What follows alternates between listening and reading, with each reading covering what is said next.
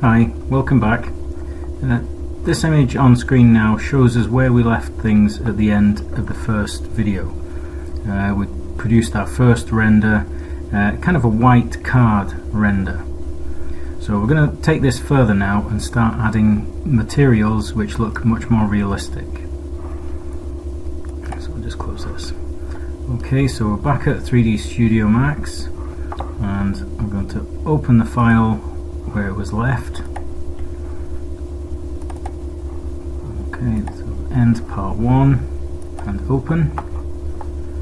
Okay, so the screen here was sitting in this kind of clay appearance, which is okay just for seeing the model. Okay, now we're going to add much more realistic materials to this, which use what are called bitmaps. They use pictures. So let's have a look at the folder where these pictures are. Okay, so we've got a folder here called Maps inside the project folder. Okay, and then there's a limited palette of materials here that we're going to use. Okay, the majority of them are to do with the stonework for the building. There's some relating to the vegetation that we'll add in the third video, and we've got the bronze that goes on the statue, and the strange looking picture here which is used to make the water look bumpy. Okay, so anything that's dark is is depressed, it makes it go downwards, and anything that's light makes it go upwards.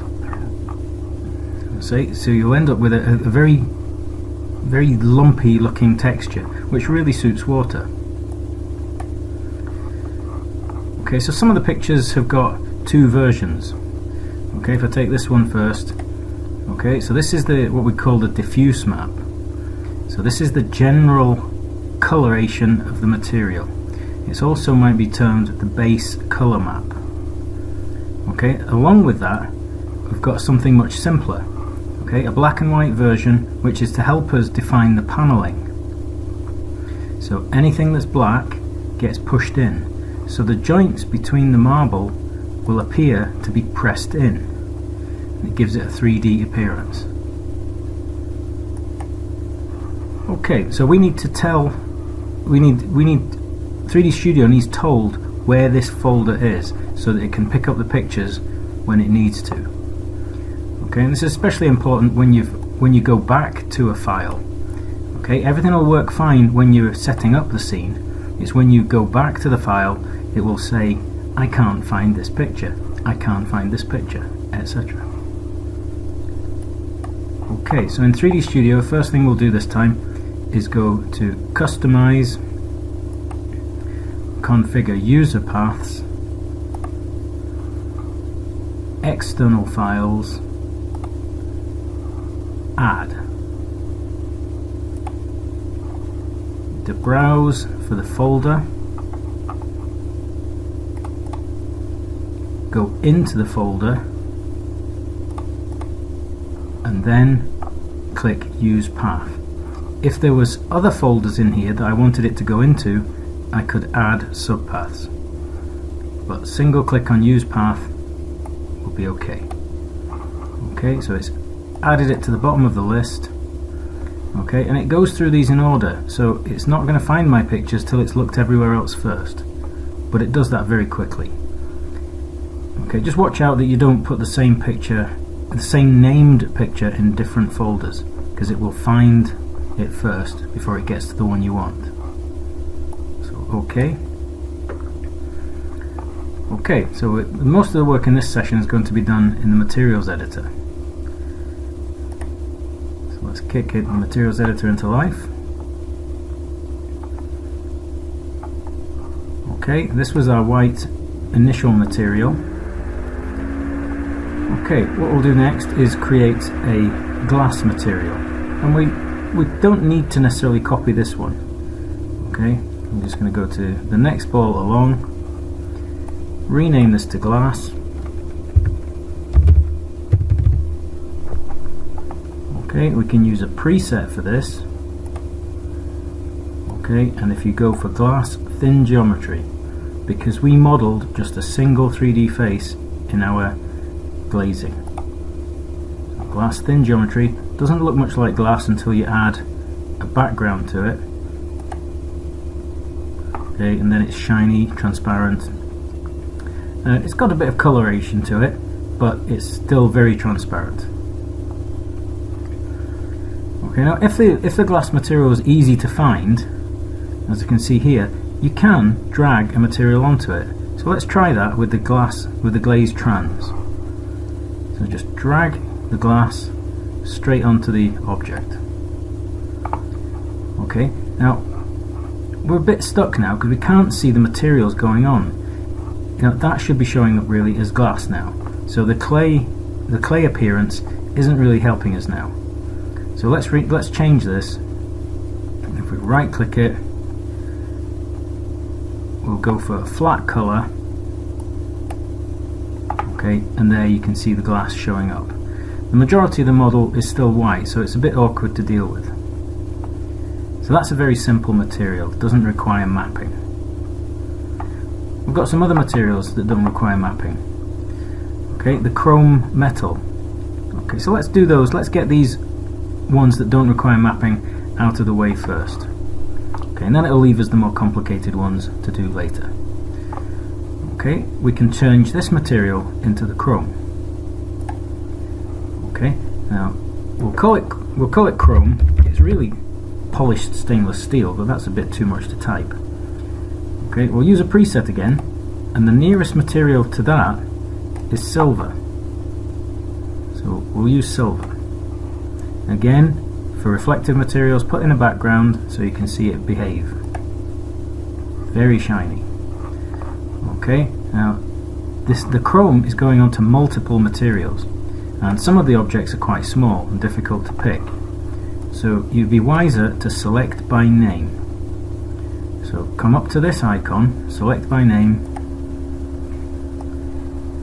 and we're looking for 3 objects. Column stainless steel. Now hold your control key and add in window frame vertical, window frame horizontal. Okay, there isn't any other materials to take that, so we click OK. We've now got control of 3 objects. It says here in 3 objects selected. This time we'll assign the material to the selection. Okay, now as we add these materials, let's hide the objects. So go to the display panel and hide selected. We've done the glass already. Let's pick the glass object. Just click here, it finds window glaze trans, hide selected. Okay, so as we create things, we'll drop them away from the model. Okay, something for the ground. This time I will copy the white material. So just drag it across. Let's rename it to ground. Okay. We want to make sure we've not got any shininess, any reflectivity here. So check your advanced mode. We are showing reflections here, so let's switch these off. Reflections 0. Okay, we should do that with the white as well. Okay, we want the advanced materials, so material mode, advanced, reflections 0. A white painted wall doesn't reflect an image. Okay, well this one's going to be changed. We're going to change the color of this. So the base color, let's make it a sandy brown material. So just make it a bit gloomier. Okay, it's a pretty big object. We can drag straight onto the object. Okay, and then hide selected. Oops, that was a bit of an error there. I didn't pick the object first, so click on the ground, hide selected. Okay, the roof here, under the soffit, is going to stay white, so you can select that, hide selected. We want something dark for the roof, So let's copy the ground and call it rooftop. Okay, a simple dark grey for this. To get grey or black, drag the colour marker to the bottom. Okay, that takes away any colour information and you're just left with a black to white slider. So a fairly dark tone. Okay, we can drag that straight onto the roof.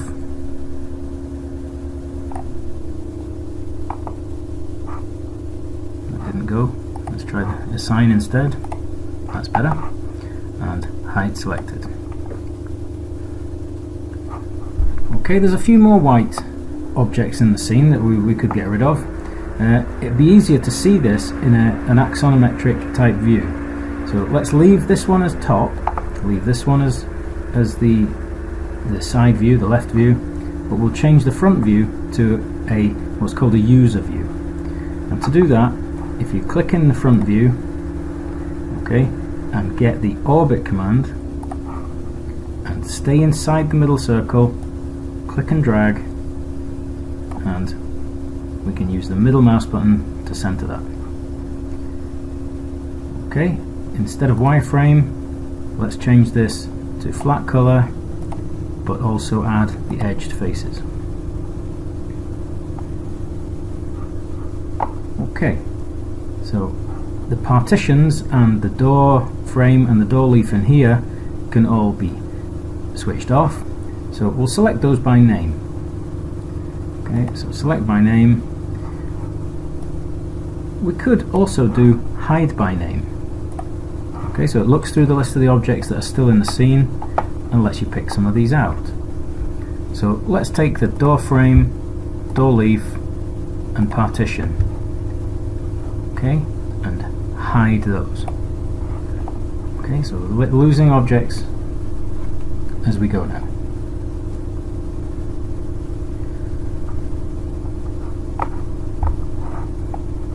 Okay, right, we've got a glass material still to do here. This is the glazing that is not see-through, so it's frosted. So let's take the next material down, we'll rename it, and we'll call this frosted glass, and we can use a preset for this. We've got frosted glass. It's physical, okay, which means it's going to behave as if it was solid, but that should be okay for this small amount of glass. Okay, show it with the background so you can see it's kind of see-through, looks pretty believable. And this is going onto a small object here, so probably best to select by name. Okay, and this is window, glaze, opaque. Okay. Assign to selection. Okay, we can see it's semi-transparent now. Hide selected. Okay, now it would be good to get rid of the plinth. The walls are the tricky objects, so let's work on the plinth first and create a fairly basic, slightly reflective material to work for the plinth. So let's take the white material as the basis. Drag this into the next slot. Okay, let's rename this to plinth. Okay, and I'm going to explode I'm going to bring this out so we can see it in a bit more detail. Okay, the first thing we want to do is set up the base color using a picture instead. So at the moment the base color is just white. So we push this forward. Okay, and I'm looking for generic maps, base color. So click the word none. We want to browse for maps, general, bitmap. So you double click bitmap. We need to point it to the folder that we had our maps in. We should only need to do this once and it will remember the the location for next time. Go into the maps folder, and the one we're using is Stonework 043. Click open. Okay, now it's repeating the picture of the stonework lots of times. You can see here there's a little bit of a repeat of a pattern. The computer is trying to decide how big the picture should be.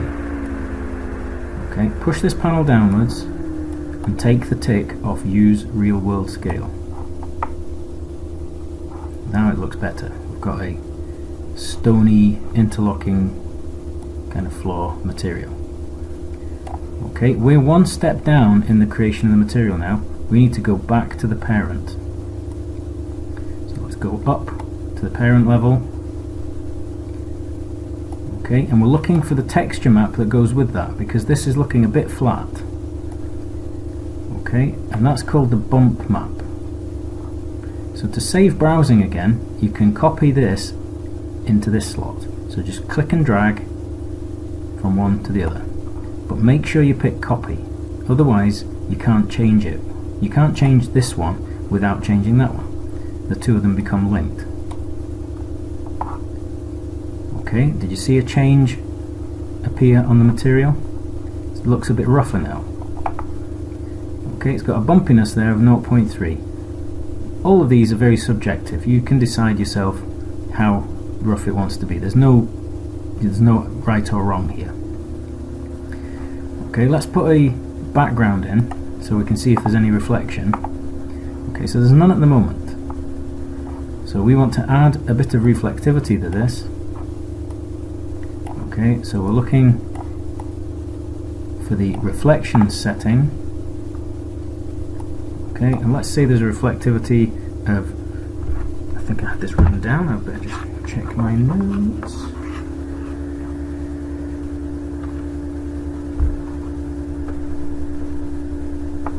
Okay, so let's have a reflection of 0.5. Okay, but we need it to be less rough. Okay, so if we change the roughness, say to 0.5, see if that has any effect.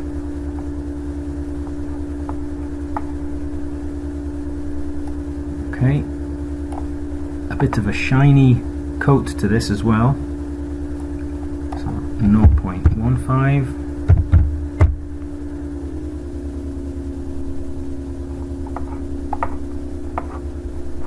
Okay, there's a bit of a glint showing up in here, but it seems to be less effective in this large preview.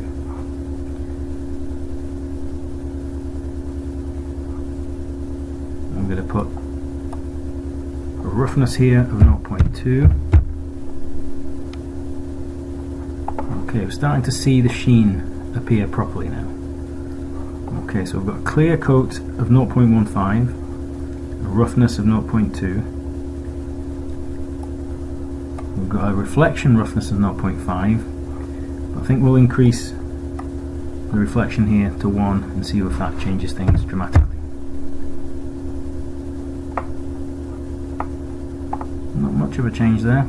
I think we'll go with those settings.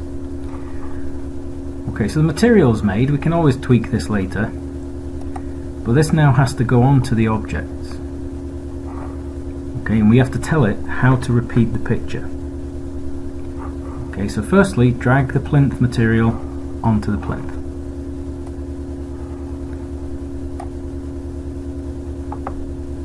Okay, let's just make sure it's gone on there. It appears to have. Probably check that again actually. I'm going to select the plinth first. Yep, it's showing the materials on there, but nothing's showing up here. Okay, because we haven't told it to show the material in the viewport. So click this button now. Okay, so something's happening now, but we can't see the picture of the stone. That's because it needs what are called mapping coordinates. So to get that, you modify the object. So we're in control of 3D plinth, we modify the object, and you're looking for the UVW map modifier. So scroll the list down, UVW map. Okay, we don't want the computer to decide how it's getting projected, so we take the tick off real world map size. Okay, something's definitely happening now, but it's spread the picture too greatly, and it's also just coming from one direction. You can see the sides of the plinth are all stripy because it's not mapping to the sides as well as the tops. So we want box mapping, and we'll put the numbers in that will represent something a bit more realistic. So length 4.2, width 5.6, height is 4.2 again. Okay, so that's looking a lot more realistic size-wise.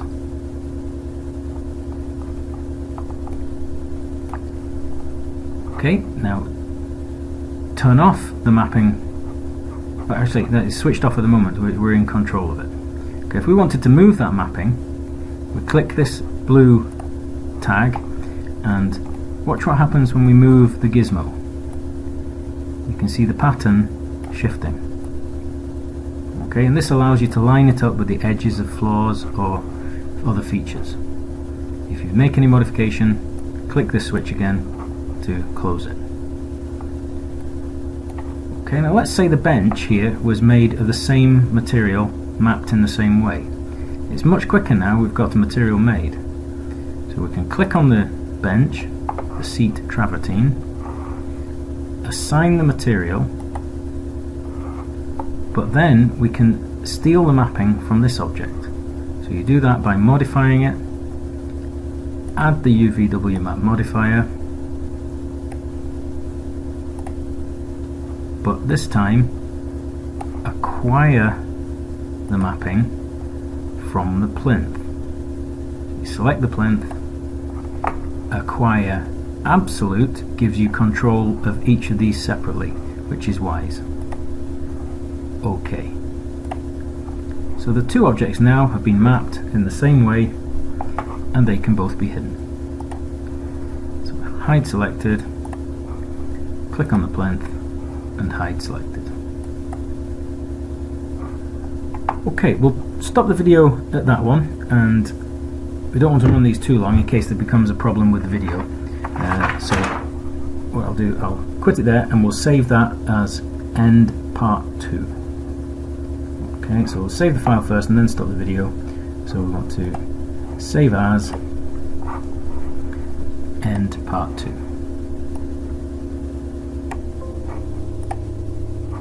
Okay, I'll stop the video now.